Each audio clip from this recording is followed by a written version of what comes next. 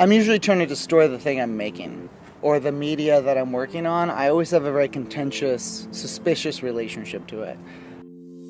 Like I say, photography is not art. You just push a button. When you look at a figurative photo, you think about the person and their experience and the personality, whereas when you look at a sculpture, we don't think of the person sculpted, we think of what the artist was trying to express through that form. If it's someone with terror or elation, we think about, oh, the artist is showing us terror or elation or whatever emotion, whereas if we see that in a photograph of a person, we go, oh, that person is feeling this. And we're kind of tricked into deriving the meaning of the artwork or of the photo as something constructed by the artist instead of something just selected.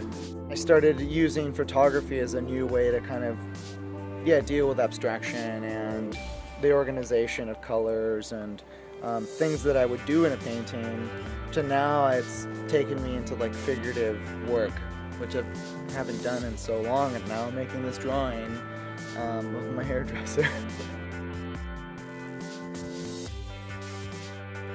So I like to think I don't just take photos, but I kind of make them, I construct them.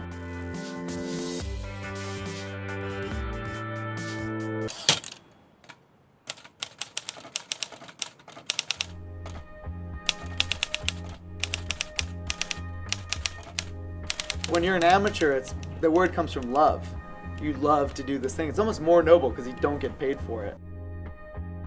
My job is to be an artist. That's what I go to work and do. My passion as a cyclist is cycling. And it was cycling where I kind of arrived at these rules. Like, I want to have my rules of how, if I adhere to these things, I'll have a higher rate of success. I can kind of follow these rules and stick to them, and they're simple yet hard. Number one is don't be a pussy. Don't be scared to do things that you think are bad, that you think are challenging. You have to go beyond yourself and do what you're scared to do. Number two is eat well. On a typical bike ride in a day, I'll burn between 3,500 and 4,500 calories. Trying to eat like 5,000 calories a day is a lot of work. For artists, number two is feed your mind. You can only make what you eat. Three is learn to endure pain. When you overcome your own nature and continue beyond that, you feel this incredible rush of like, wow, I'm more powerful than I thought I was. Four is look good. Style is important on a bike, that your kit matches your bike, that you look fast. I'm probably the only guy out there that doesn't shave his legs. Number four for art is don't pursue what looks good. Sometimes it's like, let's make something terrible and so ugly. And number five is help others. Younger artists, they seek out my advice or talk to me about my work. I realize that it's part of my responsibility. I was like, oh, I've been doing this for a while. This is a successful way to do this. How to have perseverance and these various things that I've learned. The fast guys have to be at the front, pulling through and pulling the whole pack.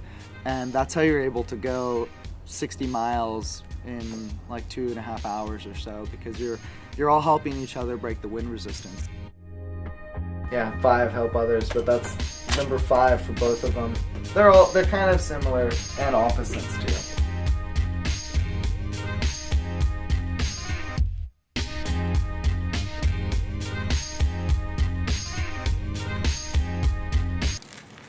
Guys, it was so nice having you over.